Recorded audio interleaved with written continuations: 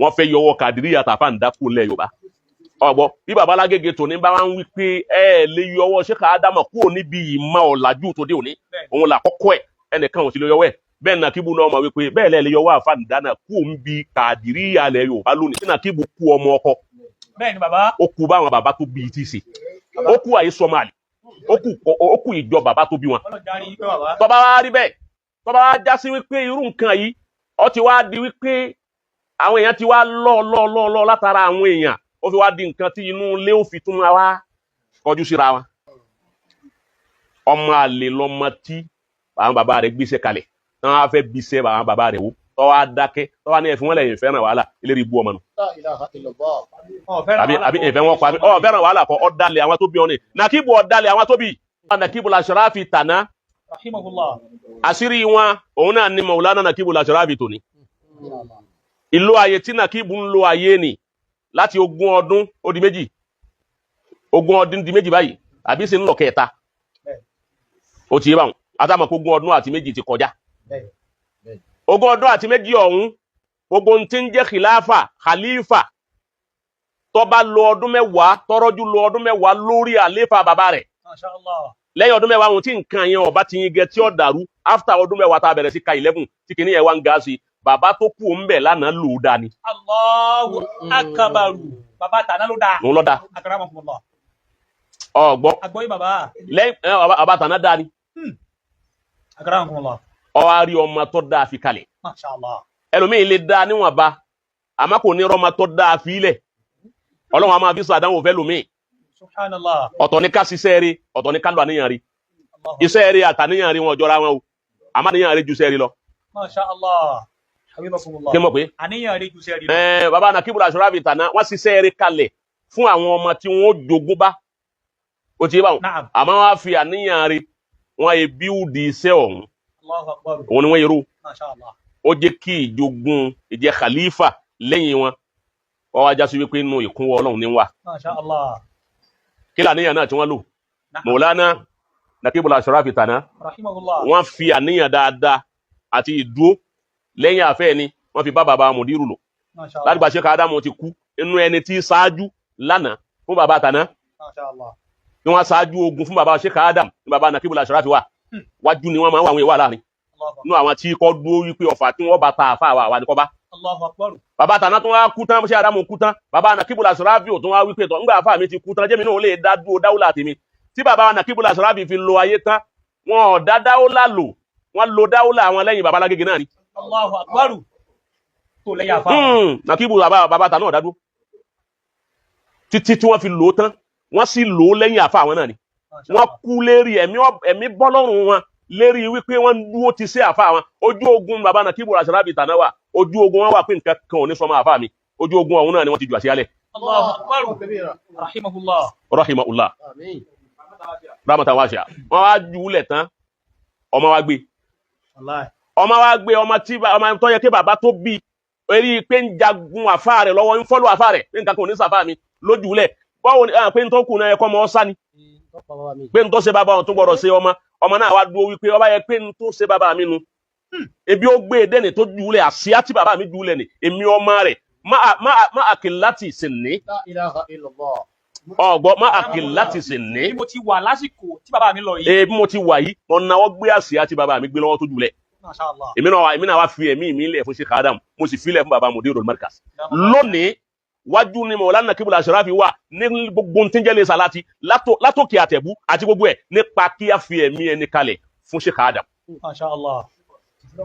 bẹ́ẹ̀ni. ọ̀kanu. Hayyakumullah. Maulana Nàkíbù Lasharafi tàná sáfù lé àfàǹdà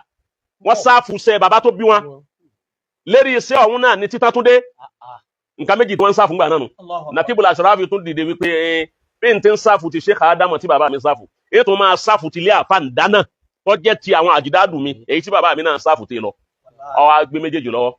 ogun méjèèjì ni wọ́n ń jà bí ti ń jagun ti bàbá Alágége ní sì ń jagun ti lé àfàǹdà Ọlọ́run wá gbé Nàkíbù ni wọ́n ń sọ pé ni wọ́n fi hàn Nàkíbù tó ní wípé n tó ń ṣe ń dùn mọ́ mi. Baghdadi tí náà Maulana Nàkíbù Lasharafi wá ń lọ tí wọ́n ń kó àwọn èèyàn lọ bí 10 bí 20 nísìnyí. àyíbẹ̀ kọ́ ni àwọn tàná gbìyànjú rẹ̀ láwọn tó bí wọn gbìyànjú ẹ̀ àwọn ọlọ́wọ́n ọ̀yọ̀ǹda òun lọ́yọ̀ǹda fọmọ yìí nàkíbù wa ní ààyè ní Baghdad nílùú sí Abdulkadir gan bàbá tí wàá débẹ̀ wọn àwẹ̀ kọ́ ọmọ rẹ̀ nàkíbù láyè tiẹ̀ tí wọ́n fi kalẹ̀ fún lọ́hùn ó sì nípa tiẹ̀ tí ń kó ní Baghdad lọ́hùn. tọ́lọ́run wa ń dáhùn àbí ọ̀dáhùn báyìí àyè bẹ̀ kọ́ bọ́lọ̀ ti wá ṣe fún nàkíbù làṣàráfì àwọn náà tún wá ń ṣiṣẹ́ kalẹ̀ ó ti wá parí iṣẹ́ kalẹ̀ fọ́mọ. gbọ́ òun nàkíbù fi ń wí pé mo ti já gbogbo ogun ṣẹ́ ogun gẹ̀kan kù fọ́mọ ẹ̀yìn ní wípé tí ń bá lọ tán kò sí pé àwọn ọmọ tèmi ò tún jagun mọ́ káwọn ọmọ akọ́ máa yọ̀rọ̀ lókù. nàkíbù lọ́ máa ń tọ́jà lógun kọ́rọ̀ ni ó tó jáde.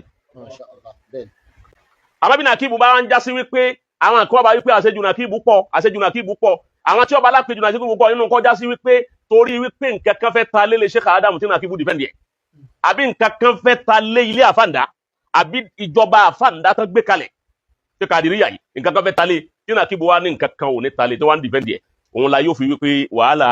nàkíbù pọ̀ ọmọ àlè lọmọ tí àwọn bàbá rẹ̀ gbéṣẹ́ kalẹ̀ tí wọ́n á fẹ́ bíṣẹ́ àwọn bàbá rẹ̀ wò tọ́wọ́ adákẹ́ tọ́wọ́ ní ẹ̀fún wọn lẹ́yìn fẹ́ràn wàhálà ilé rí bú ọmọ nù. àbí ìfẹ́ wọn pa mí fẹ́ràn wàhálà kọ́ ọ̀dàlẹ̀ àwọn tó bí ọ ní nàkíbù ọ̀dàlẹ̀ àwọn tó bí.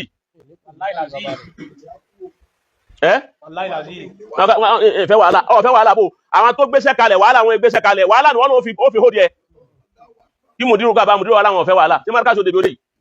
kí nàkíbù wàhálà wọn ọ̀fẹ́ wàhálà iṣẹ́ bàbá wọn ò ní débi ó dé wọn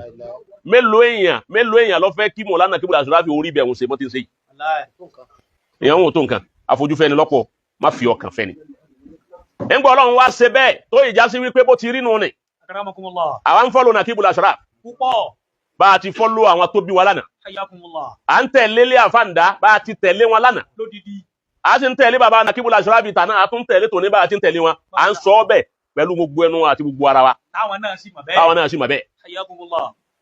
ọba wa rí bẹ́ẹ̀ kí wọ́n lánàá kíbùlà Àṣàráfì ọmọ wípé ìkún Ọlọ́run ní ń bẹ pẹ̀lú àwọn lórí ọ̀rọ̀ àfáǹdá sàláàtì báwo ni ogún bàbá mi táwọn èèyàn fẹ́ dọ́là rẹ̀ rú táfàǹdá ṣe wàhálà Kàdìríyà gbogbo tí ń jẹ́lẹ̀ Yorùbá rìásà Kàdìríyà àti kìyàdà rẹ̀ tó jẹ́ pé ọwọ́ àfáǹdá lọ́wọ́ lánàá tí òṣòǹtọ̀ ń gbà tá àfáǹdá ń bẹ wọ́n wípé ńgbà náà àfáǹdá di Kwara múlẹ̀ Yorùbá lọ́wọ́ kò sẹ́ni ó tó bẹ̀ láti àfáǹdá ń bẹ nínú òdìkún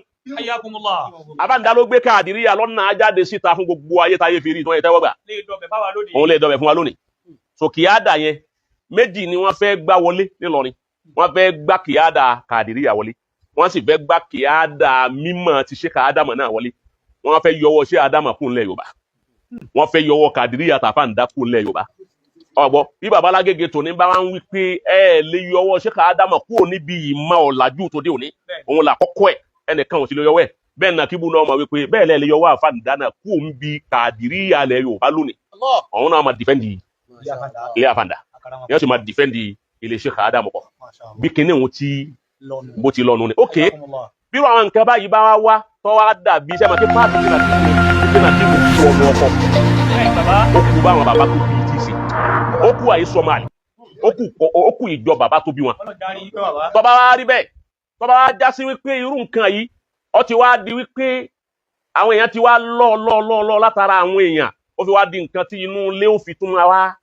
kọjú síra wọn ọgbọ́n ẹ máa pa ti yanjú èyí ọwọ́ di pé àwọn èèyàn tó wá ń lọ inú àwọn èèyàn máa wá dùn wípé àwọn olóòlù náà àwa gẹ́ẹ̀tì wọn báyìí wọ́n bá wá jẹ́ pé báwọn ni èyí tí wọ́n fi wá ní gẹ́ẹ̀tì wa ni ká sọ pé àfùwà ya fadilatan Nakib. bàbá Nakib ẹ fọwọ́wọ́nú. ẹ dákun àfùwà ya fadilatan Nakib. ẹ fi èdèkùn ẹ fi dé gbogbo ara. àfùwà ya fadilatan Nakib. ẹ dákun ẹ bá wa ṣàmójúkú. ẹ dákun torí Ọlọ́run kí gbogbo ẹ kọ́lọ́run yanjú gbogbo ẹ kọ́ yanjú léyà yín káwọn ará òkèèrè ọmọ wa kó wa lẹ́rú